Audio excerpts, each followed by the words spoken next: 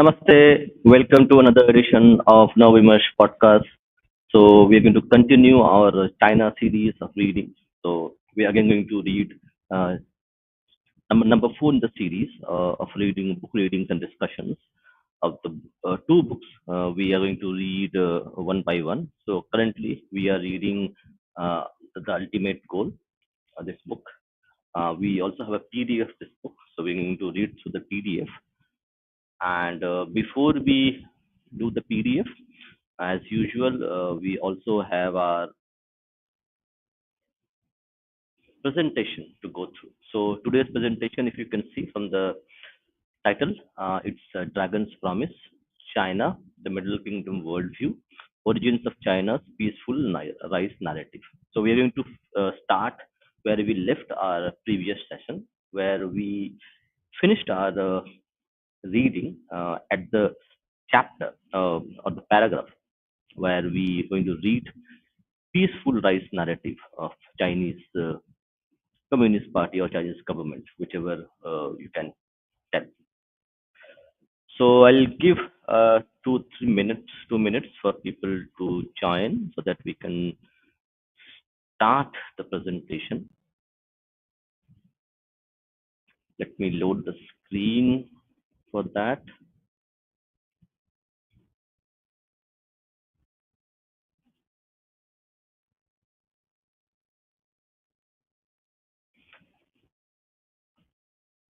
And for audience, do let me know if the audio is clear or not. And also I'll adjust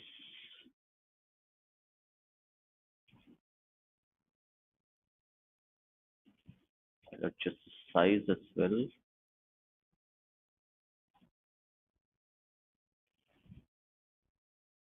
Interesting.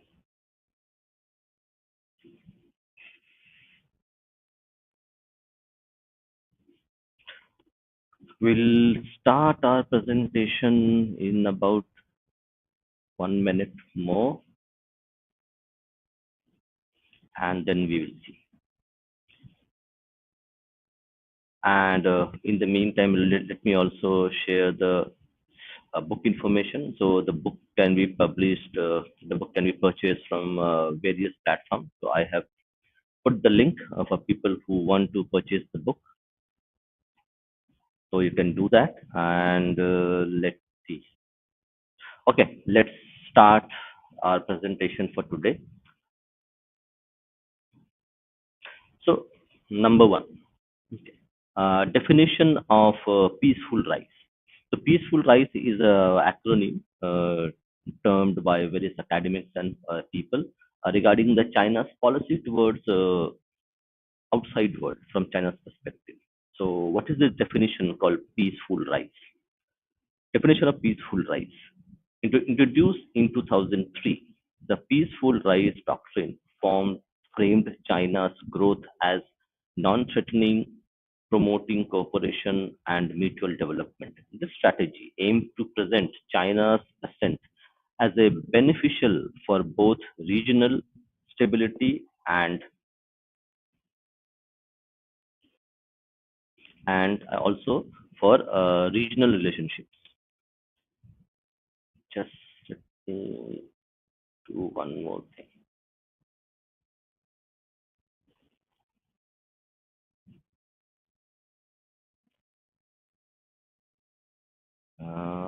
Yeah, this should be better.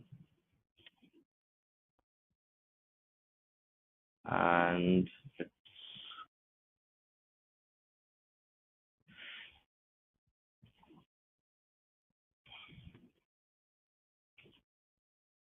yeah, this should be better. China's ascent as beneficial for both regional stability and international relationships, countering aggressive perceptions. Evolution of peaceful development. To mitigate concerns over hostility, Peaceful Rise was rebranded as Peaceful Development in 2010. This shift was strategic in addressing apprehensions from Western powers and neighboring countries, reinforcing China's intention to emerge as a collaborative global leader. Importance of non-threatening growth. Non-threatening growth is crucial for China's international image, allowing it to foster stronger partnership and reassure its neighbors. By portraying itself as a peaceful rising power, China aims to avoid containment strategies while building a positive global reputation. So, if you remember our last stream on China series, where we had talked about another book by an academic and also an on-field officer. So you can check that out as well, where we read a portion of the book itself, the introduction itself, and where we had talked about how China plans to fight and win a war without fighting physically via narrative warfare. So, on that front, China aims to avoid containment strategies. If the enemy doesn't perceive you as an enemy, then the enemy will not, or the competitor will not be able to actually create strategies and actions to actually defeat you. So, this is how a containment strategy works while building a positive global reputation. Objective of narrative: reassuring neighbors and Western powers. China's narrative aims to alleviate concerns from neighboring countries and Western powers by promoting its growth as non-threatening. This approach fosters a perception of China as a cooperative partner in regional stability and economic development. ASEAN, China, Shanghai Cooperation Organization. These are the two which comes to my mind, where the regional cooperation and stability is discussed, and China is a very important player in ASEAN, okay, Association of Southeast Asian Nations, and we have also Shanghai Cooperation Organization, which was founded and led by China. So these are the two regional organizations where China plays a very important role in terms of fostering its relationships with its neighbors over trade and also other important aspects of their ties with other nations, including India, including other nations. Avoiding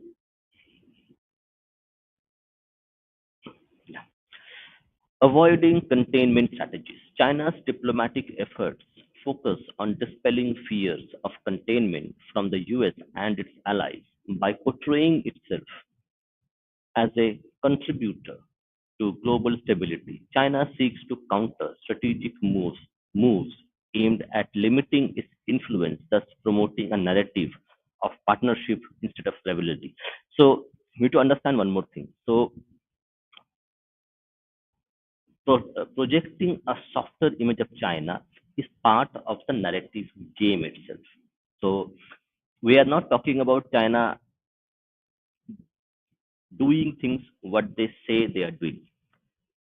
They will say something specific and they will do something opposite of that. So it's a kind of a dual game which plays where the narrative plays a very important role, where you project a soft narrative of cooperation, of partnership with other global powers and regional leaderships, but doing something else in the garb of putting a softer image. Building global partnerships, shape, uh, shaping a benign international image.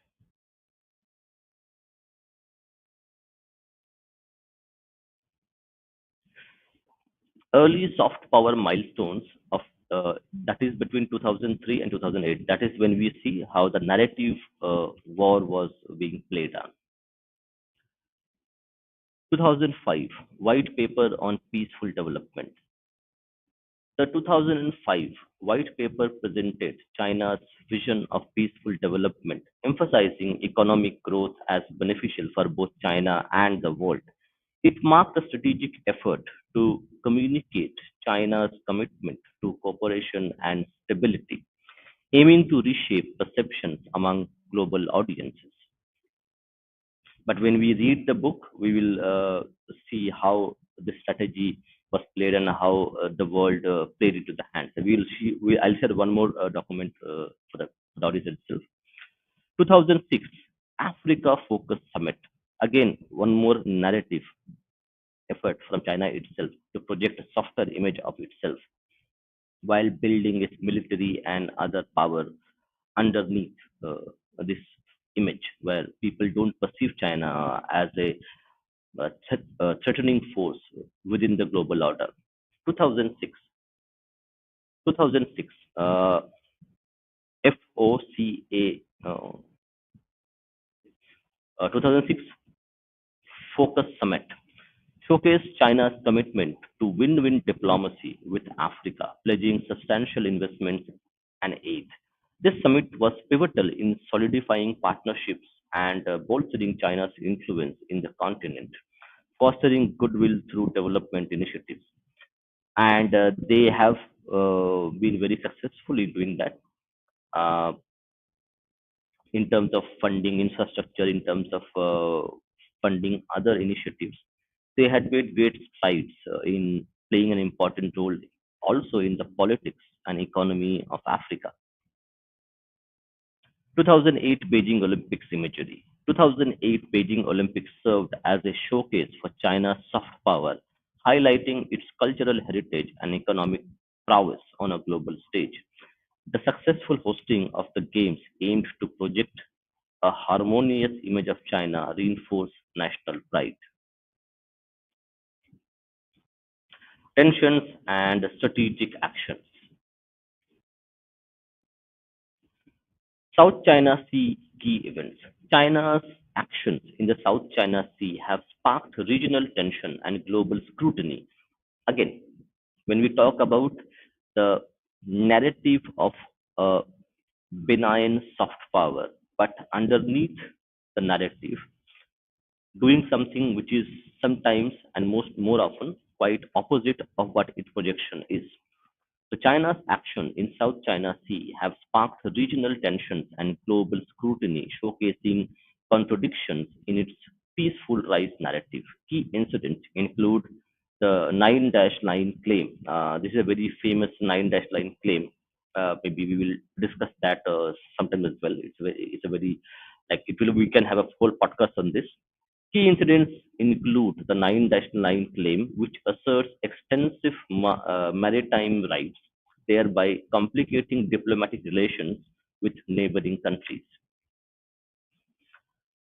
9-line submission. In 2009, China submitted its 9-line map to the United Nations, asserting extensive maritime claims. This submission prompted backlash from regional neighbors and heightened tensions over sovereignty disputes, illustrating the challenge to its peaceful development assertion.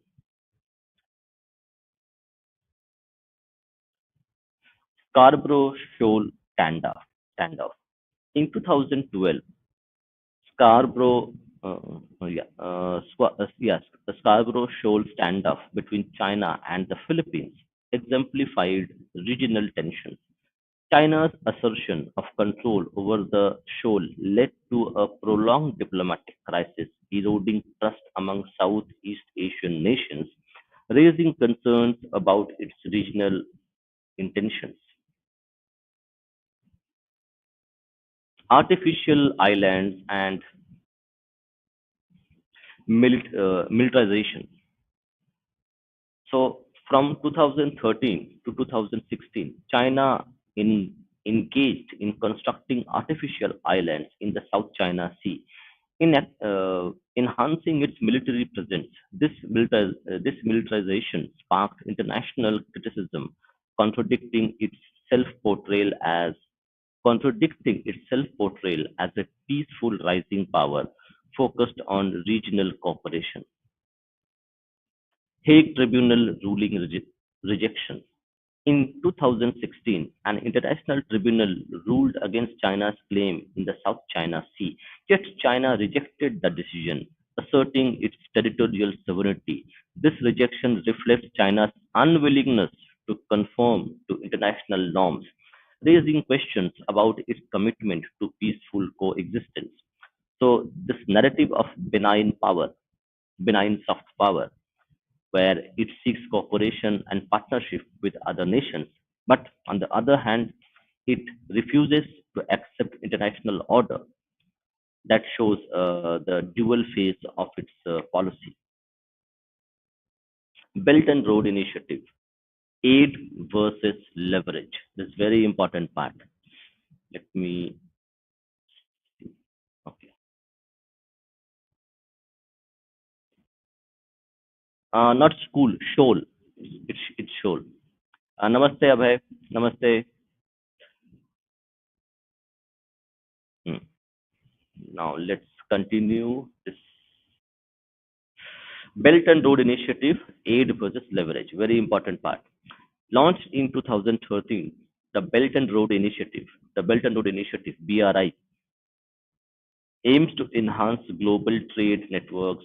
Although framed as means of aid and development, critics argue that it serves as a strategy for expanding China's geopolitical leverage through infrastructure investments.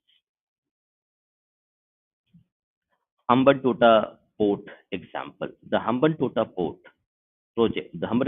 project in Sri Lanka highlights concerns regarding debt diplomacy, initially framed as aid. The project led to Sri Lanka leasing the port to China for 99 years due to financial difficulties, raising alarms about sovereignty and control over strategic assets. Malaysia's ECR,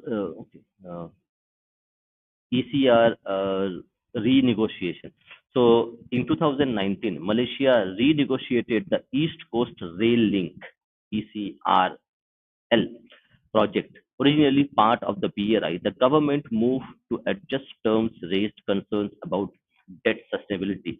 So this project actually, if I remember correctly, this project, the East Coast Rail Link, it may have also included Singapore as well, where they would build a rail line from Singapore to Malaysia. But that's interesting. The government's move to adjust terms raised concerns about debt sustainability, indicating a shift in perception towards China's investments and its implications. The debt which is given to the host country by the guest country while building this infrastructure. Military modernization and ADIZ initiative.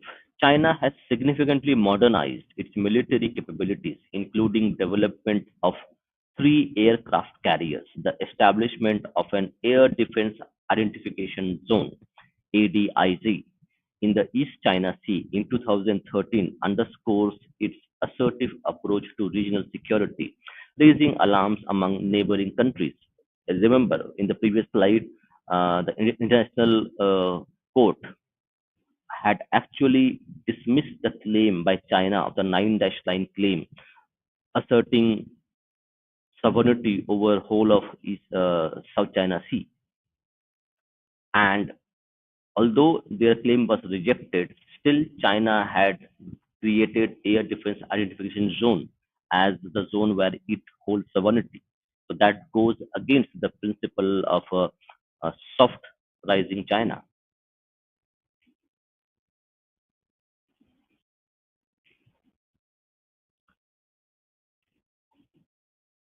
Economic coercion and Norway's uh, salmon salmon ban, the salmon fish. In 2010, Norway faced a ban on its salmon exports to China after awarding the Nobel Peace Prize to Liu, uh, Liu Xiaobo, illustrating China's use of economic pressure to silence dissent. This case highlights how China's peaceful rise narrative clashes with its coercive practices in international trade. Third backlash in Korea. In 2017, South Korea South Korea's deployment of the third missile defense system prompted retaliation from China, including boycotts of South Korean products. This economic punishment underscores the inconsistencies in China's claim of peaceful development while exerting pressure on neighboring countries. Tariffs on Australia. Between 2020 and 2022, China imposed tariffs on Australian goods following Australia's call for an investigation into the origins of COVID-19. This series, this series of measures illustrates how China's economic ambitions can lead to punitive actions, challenging its image as a cooperative global player. Contradictions in the peaceful narrative. Very important part. China's narrative of peaceful rise is undermined by its nearly 10% annual military budget growth, maritime militia operations, and aggressive wolf warrior diplomacy. These actions contribute to increased wariness among international stakeholders about China's true intention in the global arena. Recent COVID diplomacy and Taiwan drills. In response to the pandemic, China engaged in COVID diplomacy, offering vaccines to enhance its international image. Simultaneously, increased military drills around Taiwan raised alarms, highlighting the tension between diplomatic attempts and military assertiveness. Skepticism and global alliances. The rising skepticism towards China's peaceful rise is evident in the formation of strategic alliances such as Quad and AUKUS. Additionally, ASEAN countries are recalibrating their policies, signaling a collective readiness to counterbalance China's influence in the Indo-Pacific. Final takeaways and China's economic rise. China's China's economic rise is undeniable, yet its characterization as a peaceful power is increasingly questioned due to its aggressive tactics and military ambitions. This dichotomy presents challenges for global governance and international stability, necessitating a reassessment of international engagement strategies with China. So this ends our presentation. No, it doesn't. Technically, it does not, but it may be used. That we cannot tell what will happen. Now, what we'll do is we are going to load the book, the PDF, and we will start our reading session.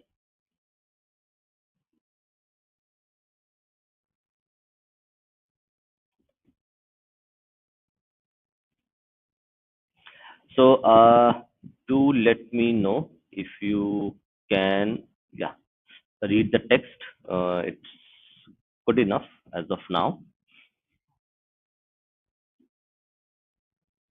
Yeah, do check if the text is visible to everybody. Then I'll start the reading session. And let's this we need to do this drill as well. Let's share the book's availability. So this is the book, The Ultimate Goal, that we are reading today.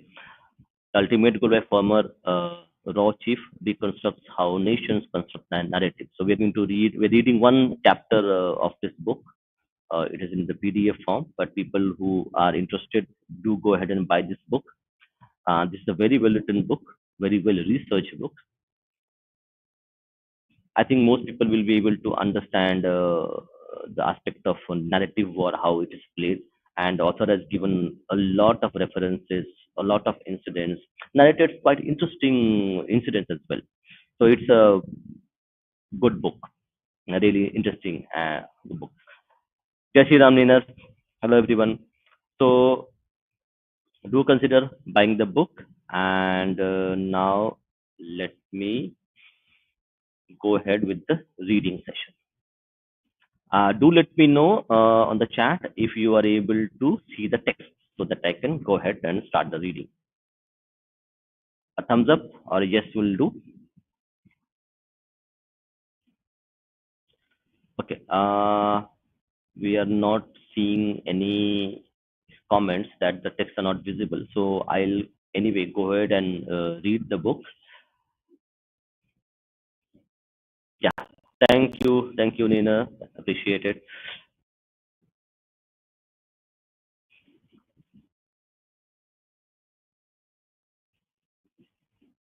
So it should be little bit better now. Yeah.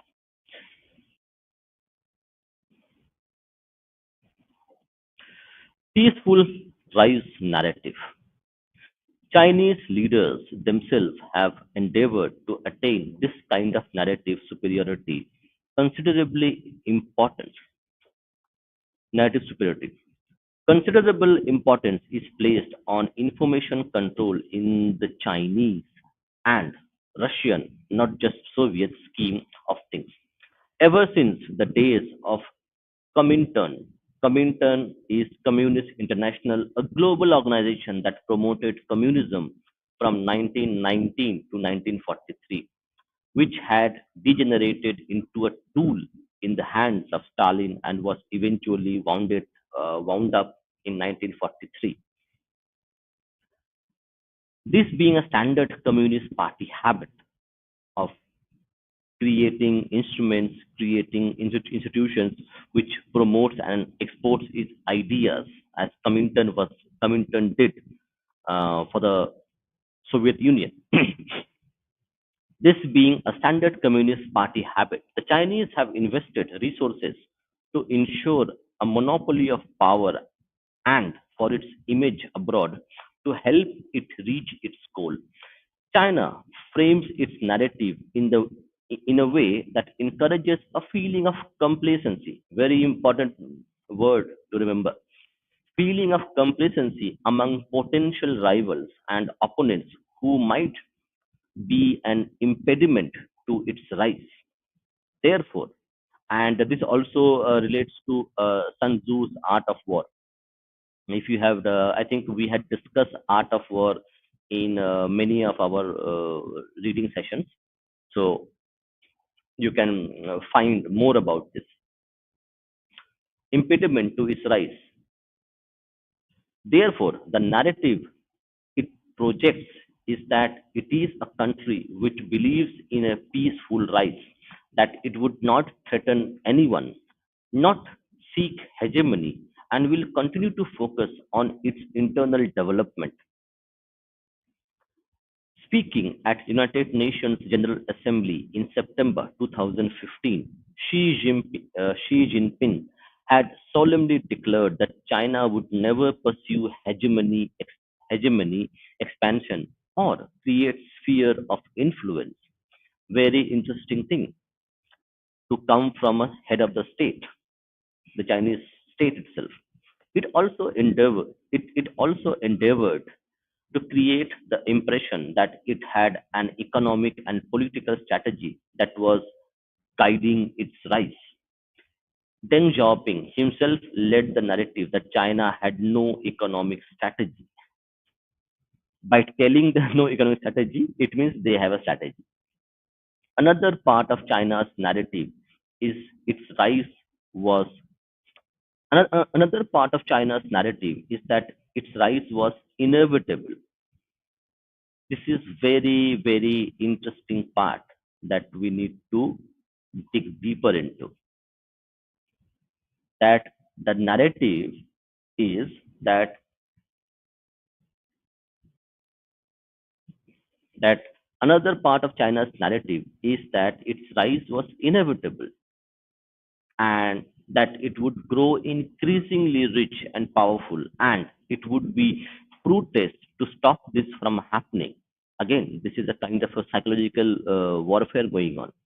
This is accompanied by an ever expanding definition of China's core national interest, along with the conviction that nothing would stop the country from attaining supremacy, and that the US was in permanent decline. Its assertion in the South China Sea and periodic display of military might and state-of-the-art equipment in various National Day parades are messages meant to convey both to its neighbors and the US about the intentions to assert military power in the Western Pacific. One more thing, I am going to open up the stream to audience. Let me just, so we can also do a discussion. So if people want to read along, read with me, okay, or have any suggestions, to do, you can join me and discuss, and also read the book as well if you wish to read with me. So we are inviting guests to come and read with us.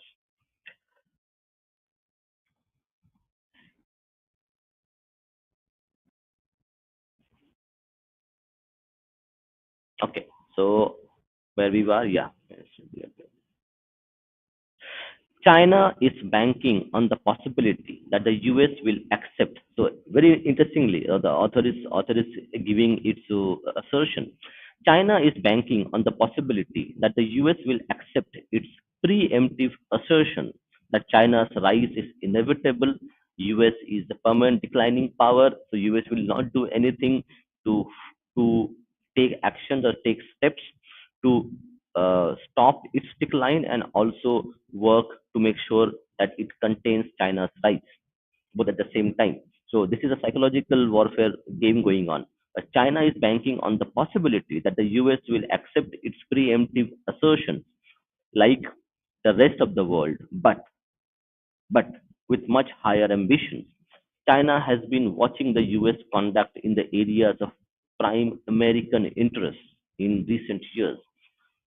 It has observed it has observed how under President Obama, Barack Obama and Barack Obama, the US was unable to assert its position on Crimea and Ukraine against Putin's Russia, or its red lines, or its red lines in Syria, leaving ground for Russia once again to move in. Now under President Trump, the US, so this is talking about 2020. Now, under President Trump, the US has come the US has come to an agreement with the Taliban in Afghanistan, a Pakistan-backed force that it had initially vowed to destroy. Interesting. The US has come to an agreement with the Taliban in Afghanistan, a Pakistan-backed force it had initially vowed to destroy. So these are the signals in terms of international diplomacy, international relations, which America had with many of its partners, of its allies, and how this conduct was meticulously observed by Chinese to discover a pattern of behavior. Its effort in the future would be to disrupt the international order that the US has endeavored to maintain all these years. A weakened American defense of global rules, norms, and freedom of navigation, very important part, freedom of navigation, would also confirm to its Asian allies that the US has become an unreliable protector.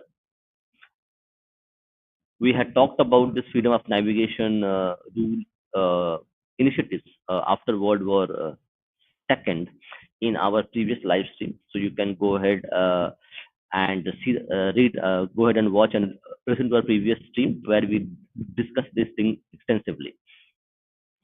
Freedom of navigation would also confirm to its allies that the US has become an unreliable protector. This would make them more amenable to China's behavior and supremacy in the region. According to a 2017 Defense Department report to the US Congress, the aim of the Chinese leadership throughout has been to perpetuate party rule, maintain domestic stability, sustain economic growth and development. Very interesting. Listen to this. The aim of the Chinese leadership throughout has been to perpetuate party rule, one party rule, maintain domestic stability, no political opposition of any kind, sustain economic growth and development, de- defend national sovereignty and territorial integrity, secure China's status as a great power, and ultimately reacquire its regional preeminence to safeguard its interests abroad. These are not unusual goals and would be similar to, say, Russia's objectives. The other, the other similarity between Russia and China is that they have traditionally dependent on the intelligence agencies and bureaucracies to deliver. Both concentrate both concentrate on their own population as well. So it means the author is saying in layman's term that China and Russia have been generally an inward power. Initially, inward power means China is not really was bothered about putting its international image as a great military superpower. China was giving an impression that okay, we want development, we want the stability in our country, and we are working to enhance our own population's living standards, its economic prosperity, and other aspect of. So it was an inward looking policy initially, and the same with Russia. Russia doesn't go and so China would not go and fight a war like US would be fighting wars in Europe, in Middle East, in Afghanistan, in Syria. So you can see that happening. US is a global superpower which has which primarily has focused because it had its internal stability in terms of economics, in terms of political. It had a mature political system, a an economy. So it was an outward looking power. China and Russia, in that sense, are inward looking powers who focus mainly on internal issues and development first rather than spending a lot of money, resources, and political capital on outside its borders. So both concentrate. So here is mentioned that they have traditionally dependent on the intelligence agencies and bureaucracies to deliver. Both concentrate on their own population as well. The Americans seem to think that there would be no war between Chinese allies and American allies. The Chinese would use the principle of information war by combining network resources of the state and its allies against those they seek to undermine, especially the latest economic and political institutions, especially the latter's economic and political institutions, which they do quite successfully. Besides, China has allies in Russia, Syria, and Iran, not to mention Pakistan, who could help them out. US military strategists fear that this may be a war they, the US, do not know how to win. Poindexter Poindexter quotes an article that appeared in the People's Daily. People's Daily is the Chinese Communist Party mouthpiece, a newspaper, People's Daily, which said that an adversary wishing to destroy the US only had to mess up the computer systems of its banks using high-tech means. This would disrupt and destroy the US economy. If we overlook if we overlook this point and simply rely on the building of a costly standing army, it is just as good as building a contemporary maggot line, he wrote. So this is interesting. Where in the People's Daily of China, they mentioned that they just need to destroy the computer systems, the digital infrastructure of US, and the US would be destroyed.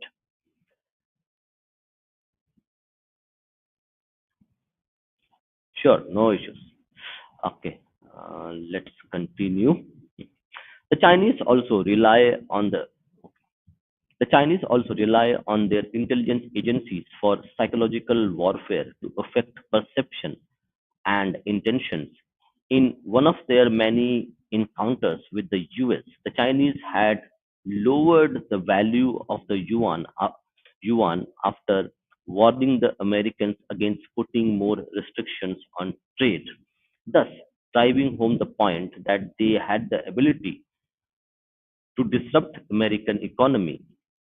Messages in the form of news leaks or ground activity before a significant visit to or from China is a favorite tactic of the nations to throw other side off balance and create a new narrative. A few days before the then US Secretary of State Robert Gates was scheduled to visit Beijing in January 2011, the Chinese revealed photographs of their new twin-engine J-20 stealth aircraft. Prominent American newspapers like the Wall Street Journal carried a photograph of the stealth fighter, which was inducted as a rival to America's top-of-the-line F-22 Raptor, a to the successor to the F-117 Nighthawk that had been shot down over Siberia in 1999 during the Kosovo War. Chinese agents covered.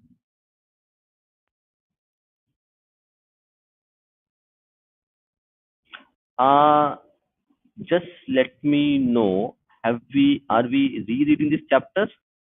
Because I remember we had gone through this. Let's anyway go through again. Not a problem.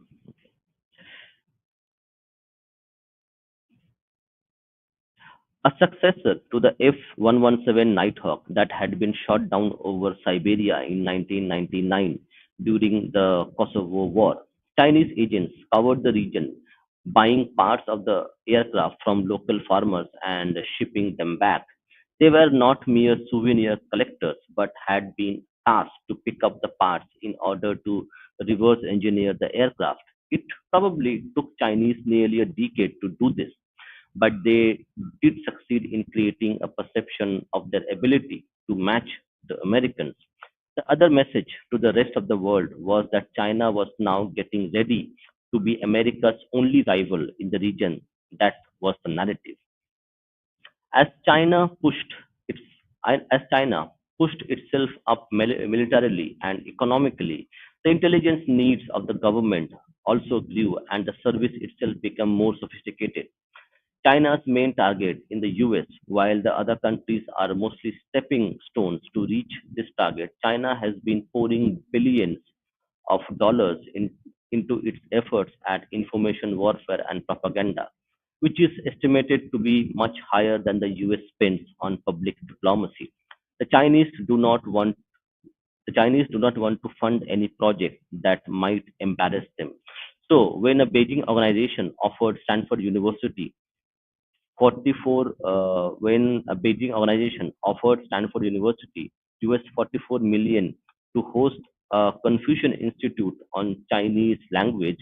It was on the condition that they would not allow any discussion on Tibet. There is no hesitation in Beijing in throwing out American journalists seen by authorities to be reporting on issues they find embarrassing, like corruption, environment, and human rights. China only seeks positive imagery. The Chinese leadership presumably felt it needed to spruce up its image as it was getting ready to face increased challenges from the US. In December 2016, the state-owned CCTV News was refurbished as China Global Television Network, a multi-language, multi-platform media group with 6 TV channels, 3 overseas branches, a video content provider, and a digital media division. The world needs to know better about China, urged Xi to the new management of CGTN. A giant media outlet, Voice of China, was created in 2018, which combined three state televisions and radio broadcasters aimed at audiences outside China to sell the Chinese stream as it continued to have problems with international image. The Voice of China, the Voice of China concept with a multi-billion dollar budget would have the usual drawbacks with centralized party control, and this meant a continued lack of credibility for the Chinese narrative. Beginning in 2018, the Chinese Foreign Ministry had begun to host about 100 journalists from leading media houses in Asia and Africa who were invited for a 10-month stay in China.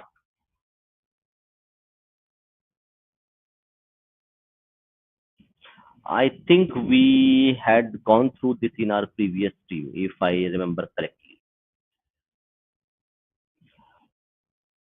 Yes, I think we had read this. Let's see.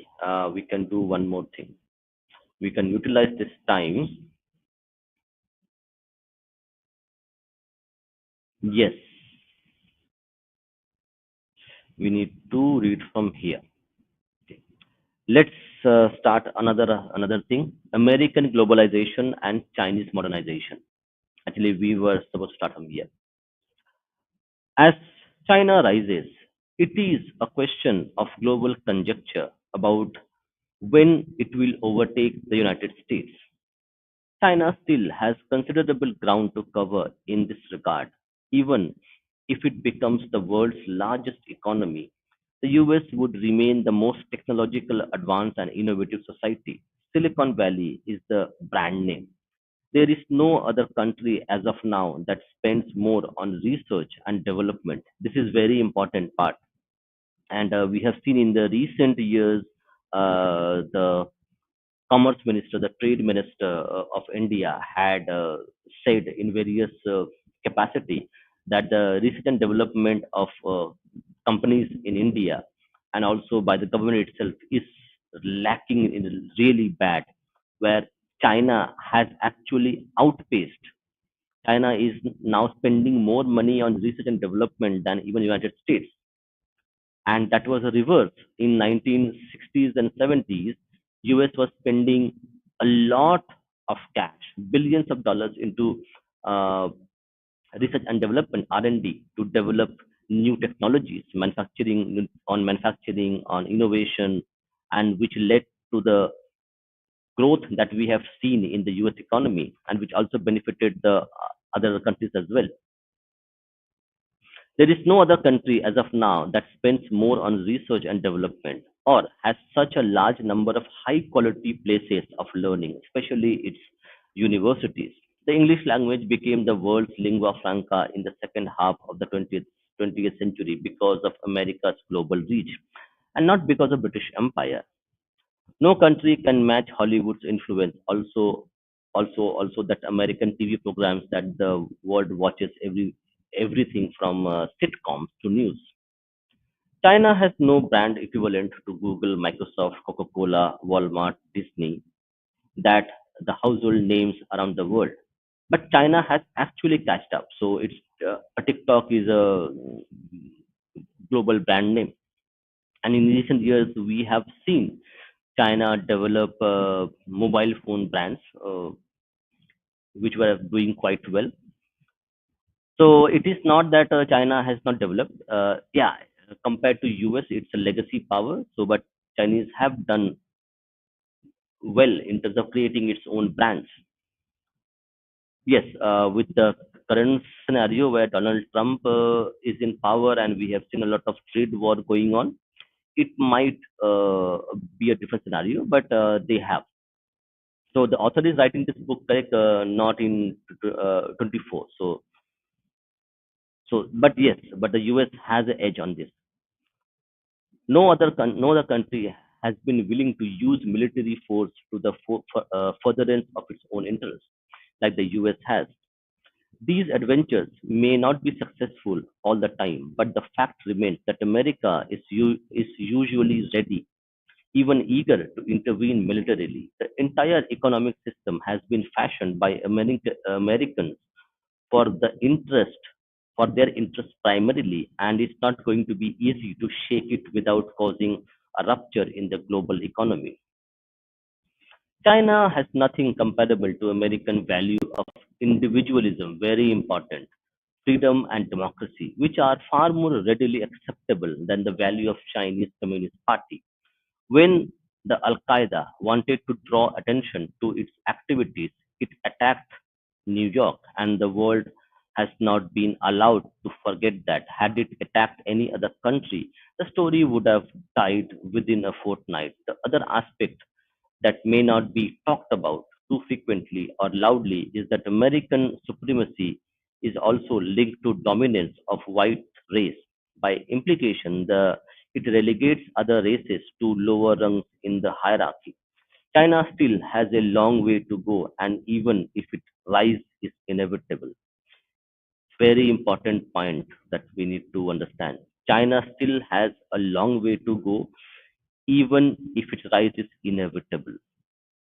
But that inevitable is something which is a kind of a misnomer, because without putting the effort, without having political stability, without having development policies for its own economy, its society, its human development, nothing is inevitable that we have seen. For a long time, China has operated on the narrative that it was the Middle Kingdom to whom the barbarians to its north and south would pay homage and bow to. It has begun to accept that it is China that would have to be the readjustment in the modern world, and not the other way around. This is important. It has begun to accept that China that would have to do the readjustment of the modern world, and not the other way around. So this Middle Kingdom concept is that China is the central focus of the world order, and it would decide how the world order would function, and how our world order needs to be reshaped. A situation where leaders of neighboring states would come bearing gifts for the celestial kingdom may be over, but the country would be happy and feel secure if the neighbors would accept China centric Asia. Again, a very important term. Okay, let's see one more thing. I have found one very interesting article on this specific topic regarding the origins of peaceful rise of China, and that also actually has. Let me see if I can get the article. That article also is very interesting, and actually we can read that. Yes,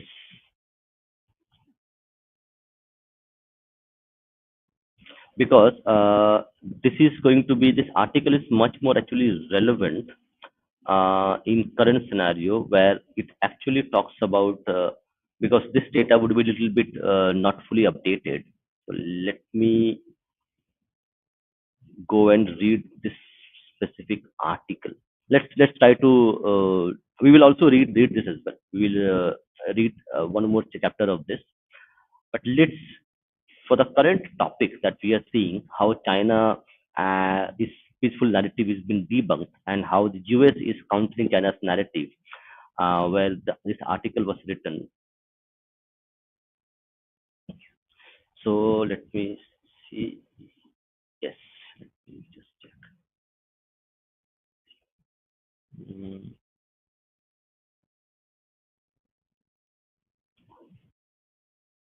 yes, let me get. Yeah, this should be fine. The text should be visible to many people. And let's go through this. This is actually I was thought of going through this, but I think it's a nice diversion we can take. The rise and fall of China's peaceful rise. Correct. The topic that we had today. The rise and fall of China's peaceful rise. Implications for US-China geopolitical competition in the Indo-Pacific. So, and which is now a hot topic with Donald Trump imposing 125% tariff. Abstract.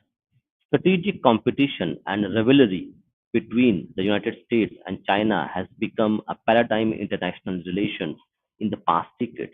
Central to this growing strategic distrust between Washington and Beijing is the tug of war between the US-led Indo-Pacific strategy and China's Belt and Road Initiative. However, the role of China's peaceful development strategy and assertive nationalism characteristic of characteristic of Chinese foreign policy making in creating an atmosphere of tension and misunderstanding between Beijing and Washington have been largely overlooked. This paper, therefore, seeks to understand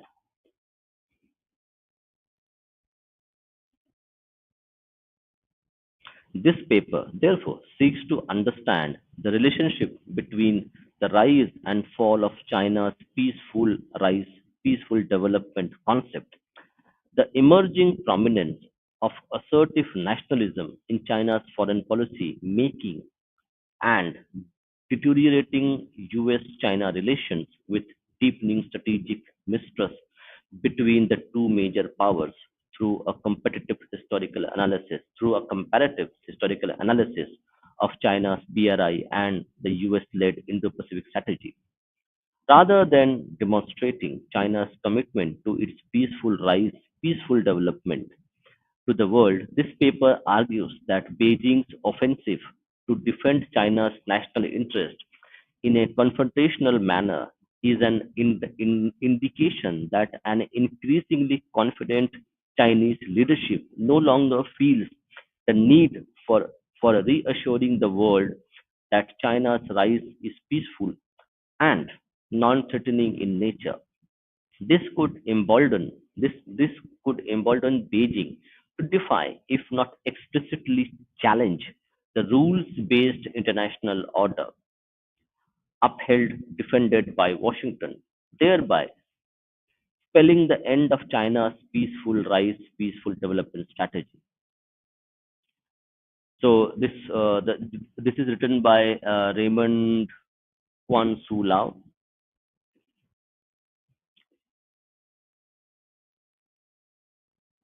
Now we're going to just read the intro and a few other parts of it. This looks very interesting in the current scenario. What's happening?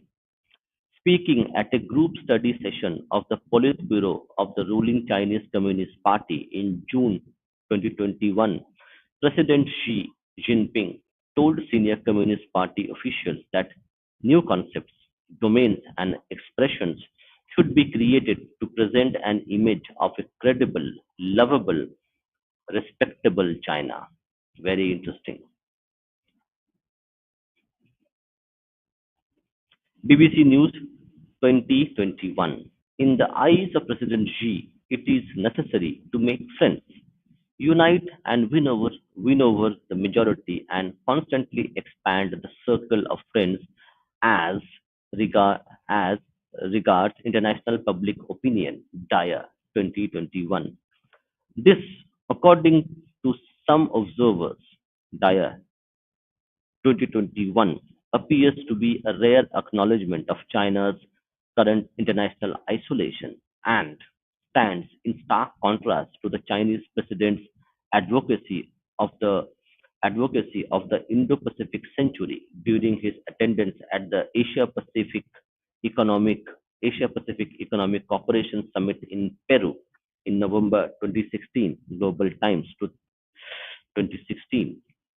A year later, at the APEC Leaders Summit in Vietnam in November 2017, the then US President Donald Trump, during his marathon tour in Asia, announced a new initiative, the, the Indo Pacific Dream, as the centerpiece of its administration's strategy towards the region. US mission, US mission to ASEAN 2017. This vision of a free and open Indo-Pacific, according to President Trump, is a place where sovereign and independent nations with diverse cultures, many different dreams, can all prosper side by side and thrive in freedom and in peace. US mission to ASEAN 2017, with both the American and Chinese leaders outlining their visions outlining their visions for the region. It is worth noting that behind the demonstration of their divergent worldview is a more serious message.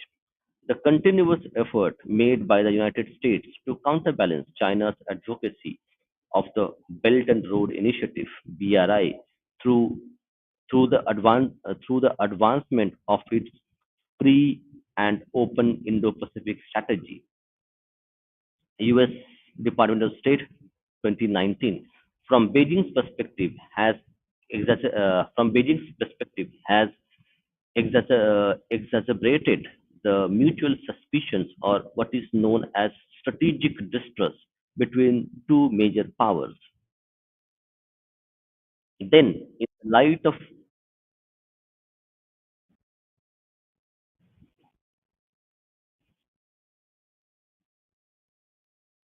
yeah, hi Milton, Namaste, Dada.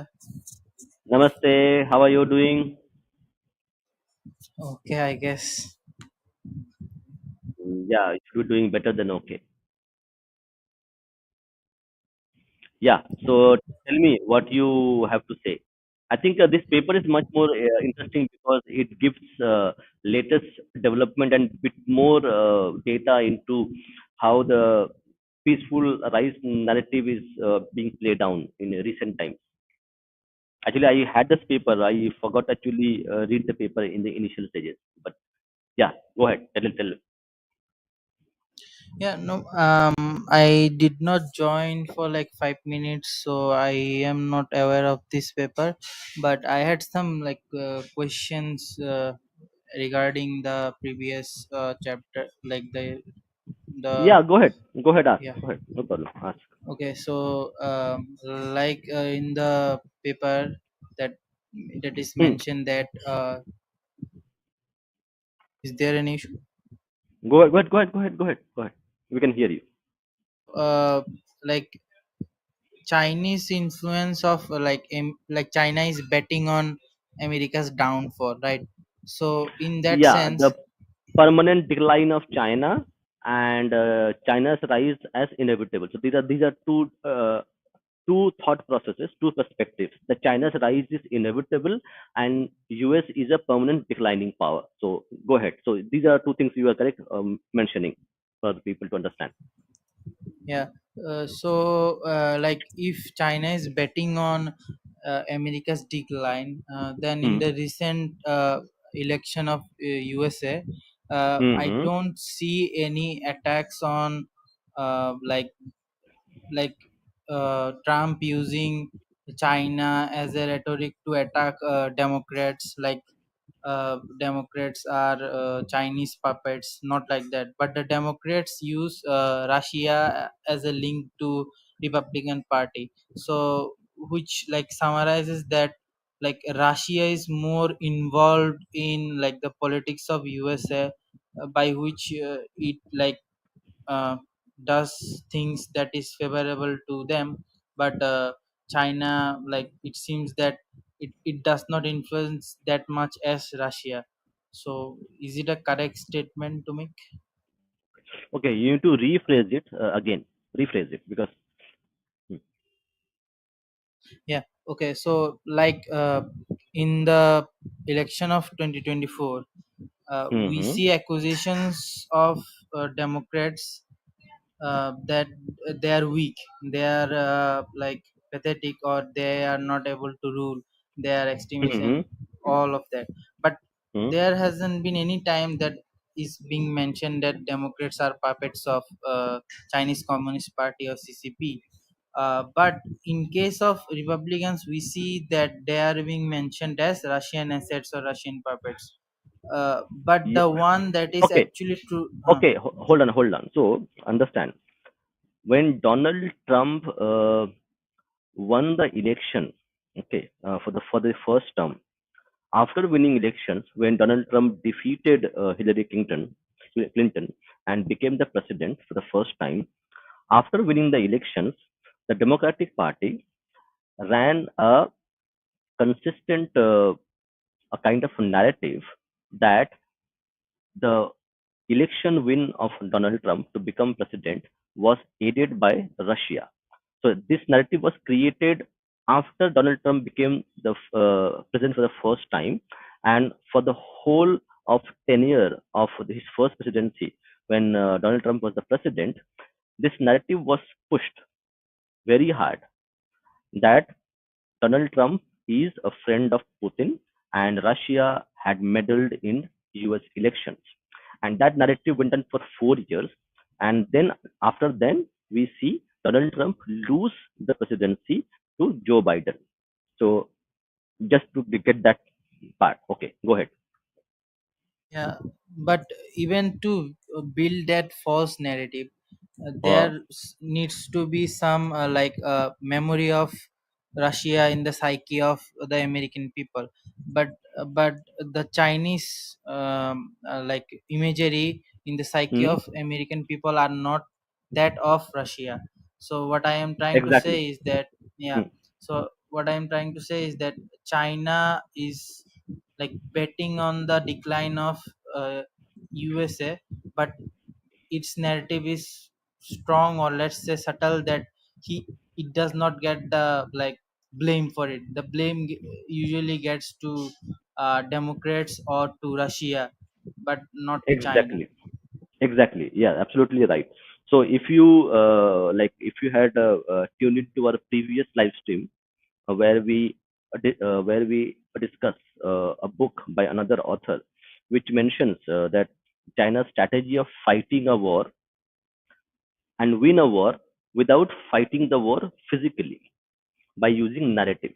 So this subtle message of using politics, economy, economic coercion, and any other methods to actually get into the minds of the its competitor or its enemy, and try to twist the perspective of China, what the enemy has, so that it will not consider China as an enemy state.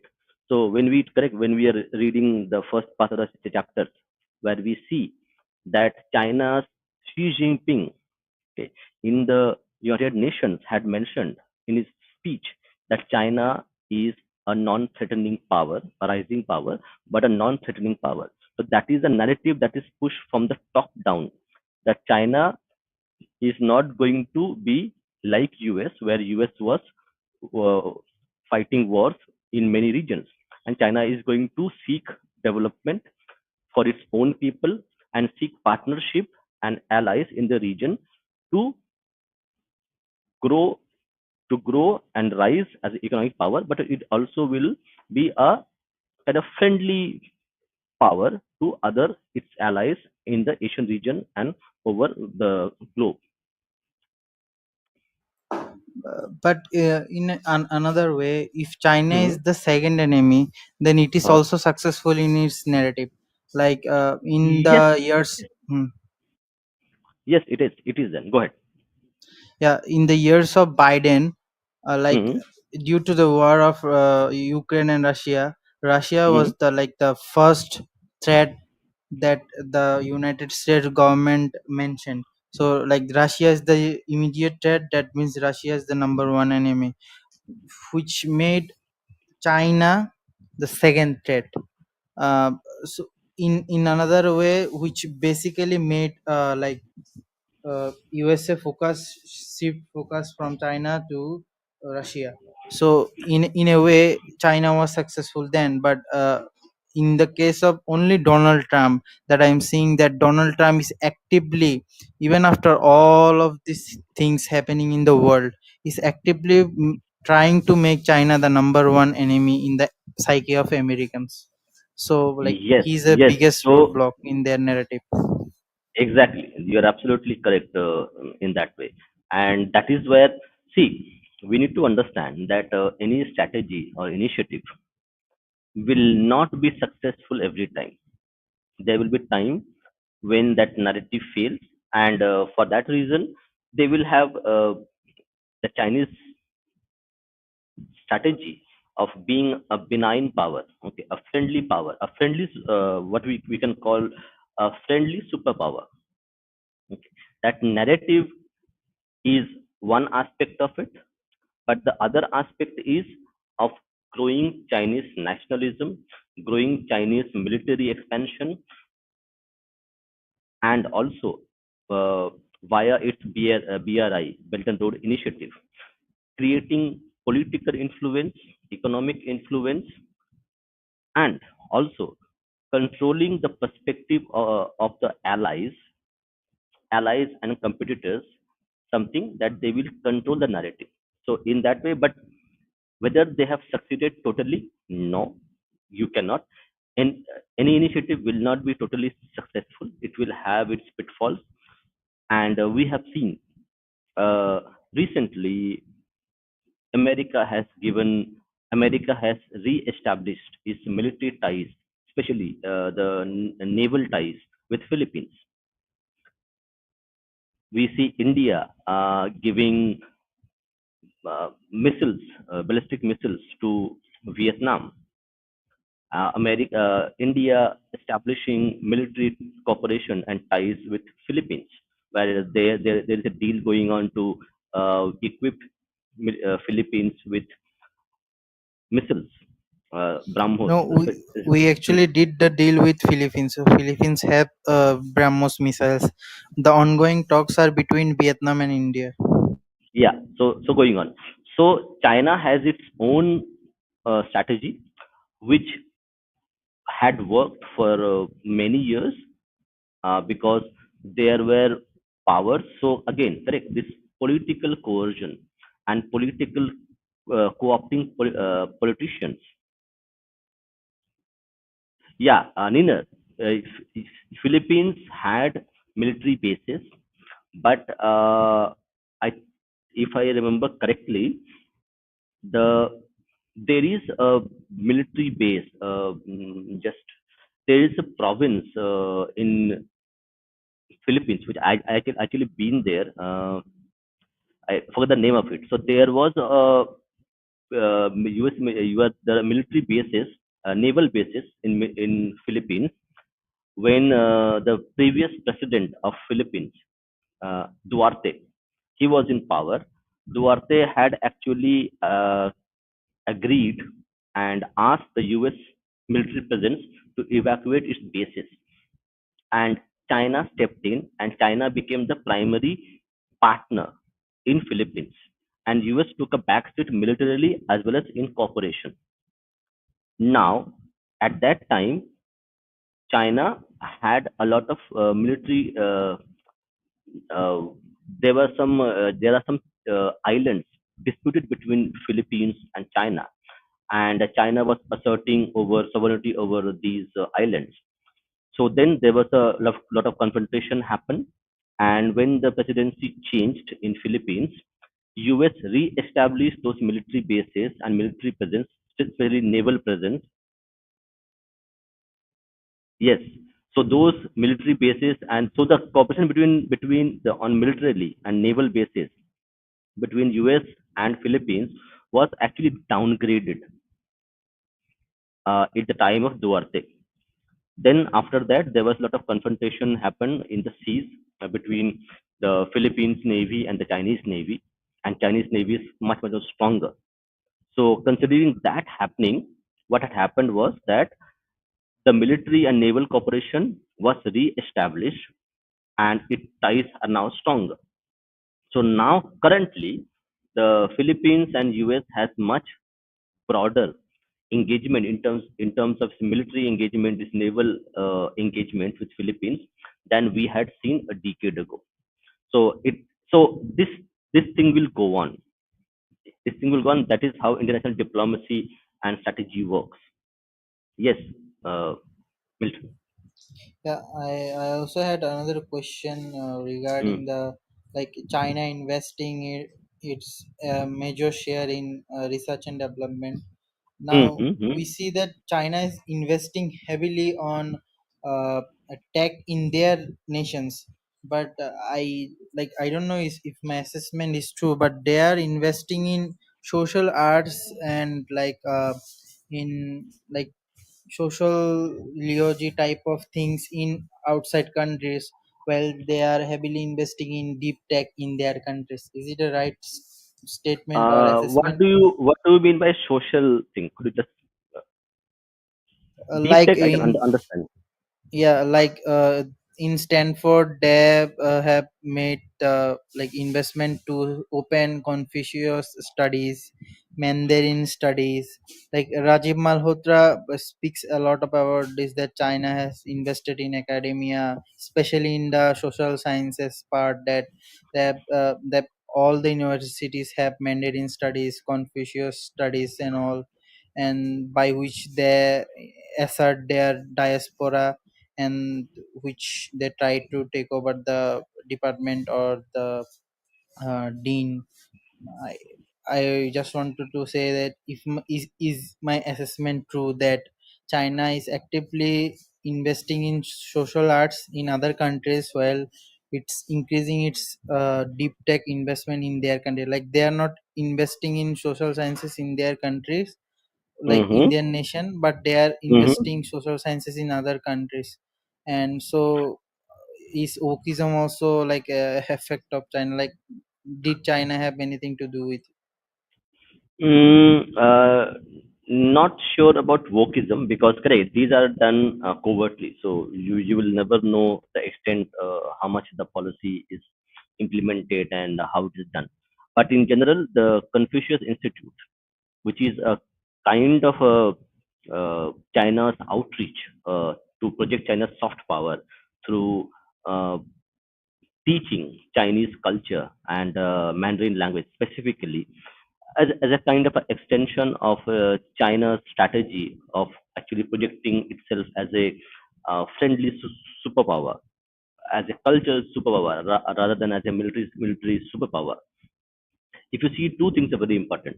One thing is China in the correct we had read in the paper itself, just reading now that China is investing about 10% of GDP on its military, where the military spending is going down.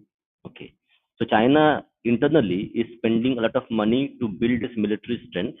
On the other hand, it is investing, opening Confucius institutes across the globe, where it actually is projecting China as a friendly superpower who only wants to teach the world about Chinese culture, Confucius philosophy, and teach Mandarin to its people. So yes, it is done that, but not sure about how much effective that has been, because if you see overall, if you see the surveys of which have been done, especially in US, not in Europe, but especially in US, where the acceptance of China as a natural ally, a friendly superpower, or like a soft power of China is limited, and that is limited because China doesn't speak English, and China is not an open democracy. So that creates a limitations. It can create its primary weapon is trade and economics, and also one more part is one more part where actually China also invest in through its intelligence agencies of creating political influence by investing in low-rung political leaders who has a potential to actually become senators and congressmen. So they have been very successful in co-opting promising leaders, young leaders within the democratic countries, using the democratic method to actually create a kind of influence, creating a perception that China is a friendly nation. So they have been successful in that front more, where we have seen China-friendly policies for last decade, except the term of Donald Trump, we have seen the U.S. policy for the last 2 decades is being very friendly, where every congressman, every political leader in America and also in Europe have continuously downplayed China's role as a military power and propagated the idea of China as only seeking trade and friendly ties with other countries, and China is a non-threatening power. Barack Obama had mentioned that China is a non-threatening power, so creating a kind of national narrative, which is again is an investment done by Chinese government through its lobbying, through its other political tools used, using money and business and other things. So we have seen correct the deals uh, done by the son of President Joe Biden, where his son had a $1 billion deal with a Chinese company. So you can see that they have been much more doing the things under the radar, okay, via political manipulation and to much less extent projecting a soft power. Yes, Yeah, Milton, you want to? I want to share another detail. It's not Mm, related, but like the country that I live in, I've heard that mm-hmm, the mm, projects that Chinese have built and mm, the projects that Chinese run mm, in their offices, and like if Chinese build a power plant, and mm, they would be run by the Chinese officials, and the offices of that room the Chinese would have keys. So the keys mm-hmm, would be only with the Chinese, and even the government of that nation won't have the keys to that power plant. And when they mm-hmm. go, they lock it up, and the keys are with them. So it's like a way to signal or know that without them the project don't run. It's not like Indians, where Indians like build a project and then go away, or the like invest in local uh, people, and then local people take over. But the Chinese don't do like that. So that's another like thing that I want to mention. Yeah, so that we have seen, correct? We just actually read about the 99-year lease given by Sri Lanka for the is Hambantota port. So that is the one example where the port was handed over for 99 years to the Chinese to be operated, as they could not pay the bill, repay the loan itself. So yes, it's a kind of a coercive diplomacy, coercive tactics to actually gain political and economic power, and also extend its strategic reach over far corners of the globe beyond the Chinese borders.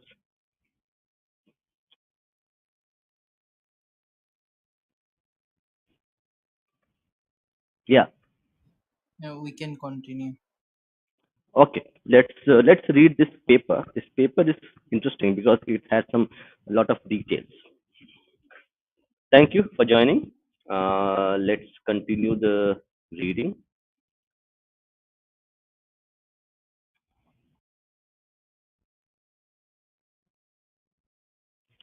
Then, in the light of this uh, climate of continuing US-China strategic distrust, has the fundamental change in China's foreign policy endorsed by President Xi Jinping contributed to the tension and cumulative distrust between the United States and China?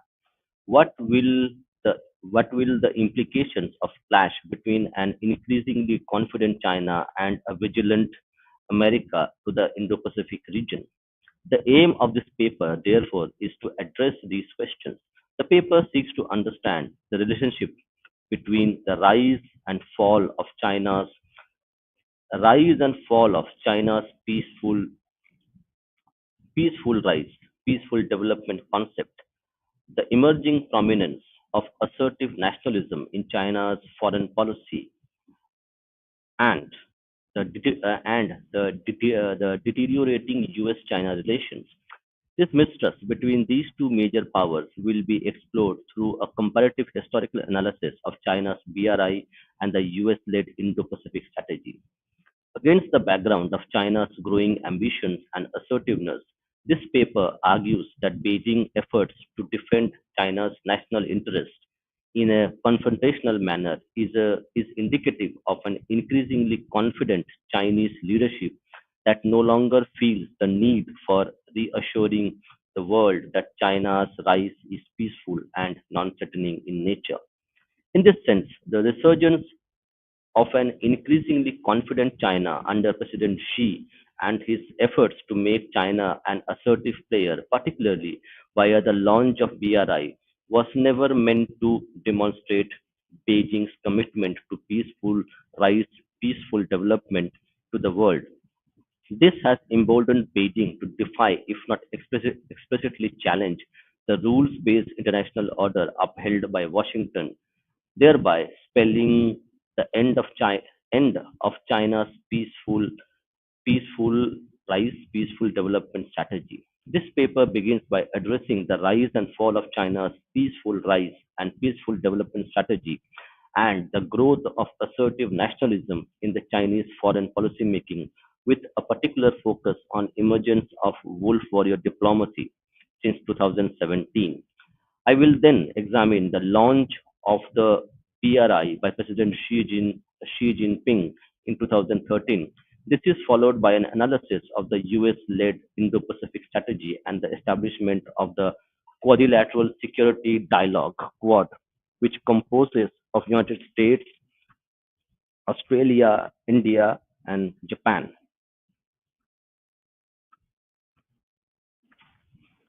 which states United States, Australia, India, and Japan. The next Dada, section, yes, go ahead.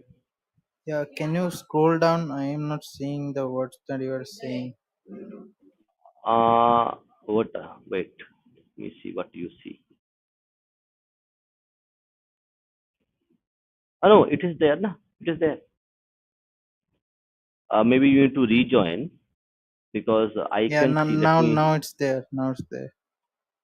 So I think your network might be have some issues.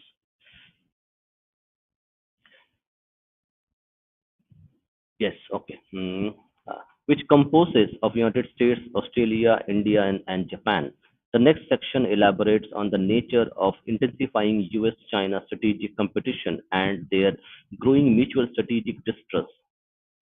The paper concludes with a discussion on the implications of the clash between increasingly confident China and a vigilant America for the Indo-Pacific region. A cautious China, the rise of China's peaceful rise and strategy under Hu Jintao. China's rapid and spectacular economic growth since the adoption of the reform and opening up policy by its leader Deng Xiaoping in 1978 has transformed the country from a centrally planned centrally planned to a socialist market economy. Interesting term, socialist market economy. As a result of an average 10% annual GDP growth that China has experienced between 1978 and 2018, and significant improvements in access to health, education, and other services over the same period. More than 800 million people have been lifted out of poverty, World Bank data. This spectacular growth and reduction within the country has transformed China into an enormously powerful country, making China's rise the most important geopolitical development of the 21st century. Mearsheimer, 2014. China's 40 years of reform development have attracted worldwide attention, yet China's seemingly inexorable rise has prompted some internal relations, it should be international maybe, internal relations scholars such as John Mearsheimer, the leading proponent of offensive realism. That's interesting. To argue that an intense security competition with considerable potential for war between US and China is inevitable. John Mearsheimer was also a scholar who had uh, criticized violently the Ukrainian war, which is being taking place, where it gave that the war between Russia and Ukraine is a kind of after effect of US policy and NATO policy towards Russia, rather than so it was a kind of a fallout of misdirected policy of US and NATO towards Russia, because the United States will go to enormous lengths to prevent China from achieving regional hegemony. Mearsheimer, 2014. As such, the rise of China, as Professor Mearsheimer aptly pointed out, is unlikely to be tranquil because most of China's neighboring countries, including India and Japan, will join the US to contain Chinese power. And this is very interesting time where we see where Donald Trump has come back to power, and we see a kind of a reshaping of world order is taking place in front of our eyes.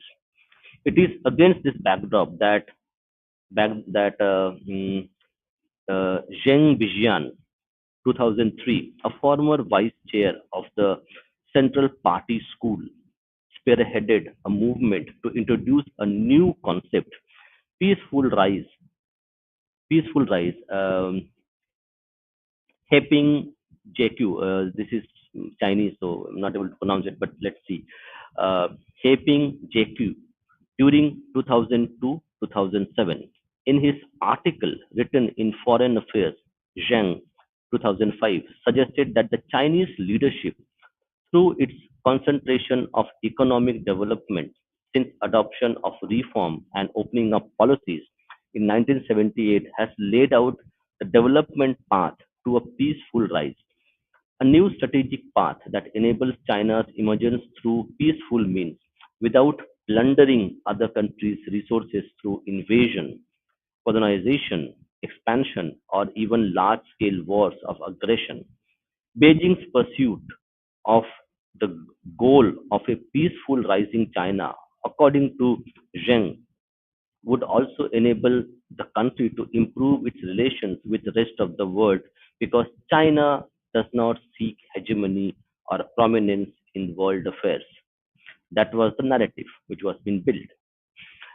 In important respects, in important respects, Zheng's advocacy of China's peaceful rise was aimed to counterbalance the influence of the China-Tibet theory and China collapse theory employed by United States. Understand? So this narrative of peaceful rise, peaceful development is in reaction to already narratives propagated and built by US itself. And this theory was called China threat theory and the China collapse theory employed by the United States. Shambo to 2013.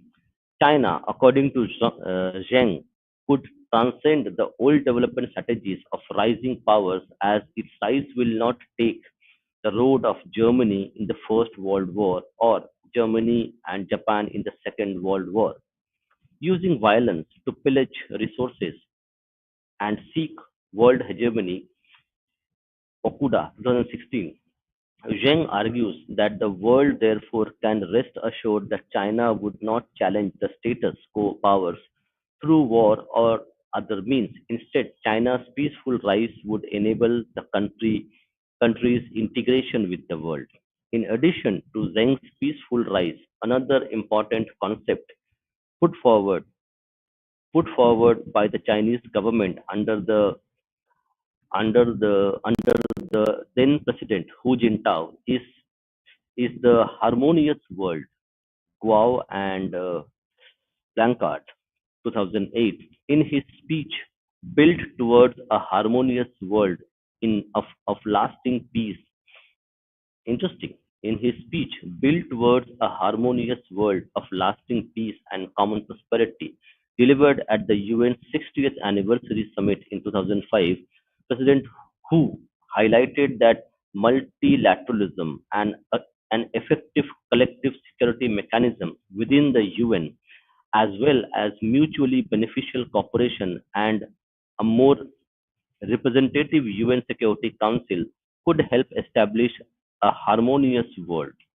Given the peaceful nature of the Chinese nation, China's development, instead of hurting or threatening anyone, can only serve peace, stability, and common prosperity in the world. Who? 2005. Instead of hurting or threatening anyone, can only serve, okay, instead of hurting or threatening anyone, can only serve peace, stability, can only serve peace, stability, and common prosperity in the world, issued by the State Council of People's Republic of China in September 2011. The official white paper entitled China's Peaceful Development placed the emphasis on the peaceful and non-threatening nature of Chinese foreign policy. And we have seen also wolf warrior policy. The central goal of China's diplomacy is to create a peaceful and stable international environment for its development. China could become strong in the future, yet peace will remain critical for its development, and China has no reason to deviate from the path of peaceful development. China Internet Information Center 2005. But we have seen China invest 10% of its GDP into its war machine, into its military budget. So we see two sides where they are playing as China is going to be a peaceful superpower against it is investing large sums of money into its military hardware and military infrastructure and military capabilities. So both are contradicting in each other. A confident China, Yes. fall of, yeah. Go ahead, Milton. Yeah, when China, like from 1978 to 2008, they grew at 10%. Mm. But was China's military rise from 1978, or were they aggressive during a certain time, like from the 2000s to now, or they were aggressive from the start? Because like to understand or see that a country is building up its military aggressively, it takes time. Even if a country decides to aggressively like invest in its military infrastructure, it takes about like 6 to 10 years to gauge that it is actually serious. So what I am trying to say is, did China try to rack up its military from the start, like when it moved to manufacturing, or it was more recent in the 2000s? Because if it's in the 2000s, then the perception that China is rising peacefully would be successful, because the other countries are seeing that China is not aggressively racking up its military, so it must be peaceful. Okay, there are two aspects to this question. Okay, first part, China had an internal policy of uh, bide your time. Okay, bide your time policy. The framework was that China was in a very less developed state economically, militarily, and also as a society. It was not a very prosperous society. So China just did trade. It opened its market. It also created a kind of narrative of peaceful development. It gave a narrative, a message to the world that we are open to the world. Please come and trade and do business with us. That gave China an enormous amount, and China used its market, the world's biggest population, the world's most populous nation. So the carrot was the population, this market. We are opening this market to the world. You can come, build your products, set your factories. We can manufacture products for the whole world at a cheaper cost, and that created a narrative where China is only seeking development for its own people and seeking cooperation from across the globe. Now, that was a kind of a narrative, peaceful rise. On the other hand, internally, there was a consensus that China needs to build enough internal strength, enough economic strength, enough political capital to actually able to assert its leadership among the nations. So this bide your time theory, philosophy was there, and China had an advantage. The advantage being that because China is not an open society, we don't have access to Chinese newspapers, media, its society. You cannot go and do things. China is a close, China is a kind of closed environment, a closed country. It's not an open country. So China could implement both of them. It was investing large sums of money, large sums of resources into its military to build its internal strength. And because it was a closed society, people would not say, sorry, how many people know Chinese or read Chinese? Correct. Apart from experts who research China, nobody reads Chinese. So you don't know what's happening. A billion Chinese, what they are doing, what they're talking about, we don't know. So this created a smoke screen where China presented a kind of certain kind of picture to the world and show it as a peaceful country willing to do trade and willing to cooperate with people with countries. On the other hand, it was building its own internal military strength, its own internal social strength, political strength, nationalism into Chinese society to build a kind of capital, a kind of power, which once it hits a critical stage, it can then be projected. So that happened with Xi Jinping. So before Xi Jinping, China was not doing a lot of muscle flexing in terms of its military and political coercion. But with advent of Xi Jinping, China started to actually showcase its political military power, and that would be I I think 2000 something but it happened. So yes, Think in this paper it was also mentioned that the West also had something to play in the narrative that China is rising peacefully. I think at that time maybe it was during the Cold War, so America thought that uh, just if they don't fall under the Russian influence or they don't become Russian puppets, it's okay to have leaders like Deng Xiaoping and a close society, because it would be easier to control China. They thought they could make China a subservient or like a colony type nation who won't surpass a certain mark. So the West also did play the peaceful rise of China up until Xi Jinping. Is that right? yes, you're absolutely right that this this a kind of correct white man's legacy thinking that we are going to civilize, we are going to export democracy to every corner of the globe, especially the American thinking that we are going to civilize the whole world, and it did quite well. So if you see in the Cold War, where Europe was under communist rule. Many of the nations like Romania and other, especially Germany, especially the Eastern Europe, was under communist rule. And after Second World War, US was successfully able to actually convert these regions into democracies, and it saw as a good experiment, and it bore results. So US thought that okay, they could implement the same policy in China, where the communist government would slowly give way to democratic practices, the democratic principles, and with increasing prosperity among its people, China would open up eventually and embrace many of the democratic principles which US stood for.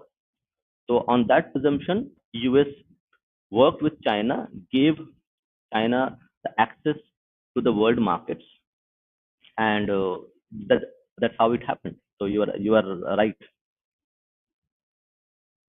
But China being a closed society, was it accepted by the West that China will remain a closed society? Because No, no, Yeah, Mhm. even if Go ahead. they were manufacturing, like when Hmm. the internet boom came, China, I think they did not adopt the American way. They did not allow the Americans from the start to build or to showcase their products for internal consumptions. Yes, but correct that. See, you cannot. So this policy change, this gradual change in a country or in a society will not be overnight. It's going to be a long, gradual process. So they thought that eventually China will reach a stage where the people and this government will have to accept, because there would be correct exchange of ideas. When China opened up its market and China also reached places where Chinese people would go and do business outside, they will see how a democratic country looks like, how freedom of expression, freedom, property rights looks like.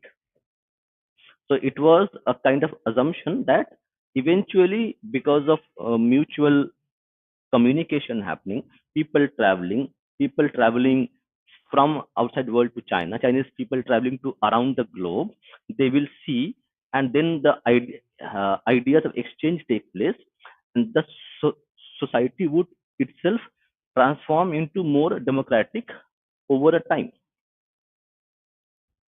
So that was the assumption, but that assumption was broken when Xi Jinping came into power, and he started consolidating power to create a kind of, to actually reverse the policies of Hu Jintao. Deng Xiaoping and Hu Jintao, the policies of opening up liberal policies were actually reversed by Xi Jinping. So that assumption was incorrect. That was proven by Xi Jinping, especially.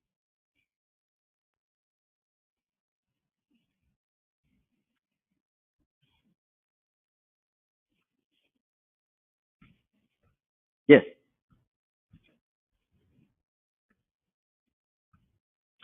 Milton, you want to say something, or we will continue reading for another 10-15 minutes and then we'll wrap and continue the session next as well.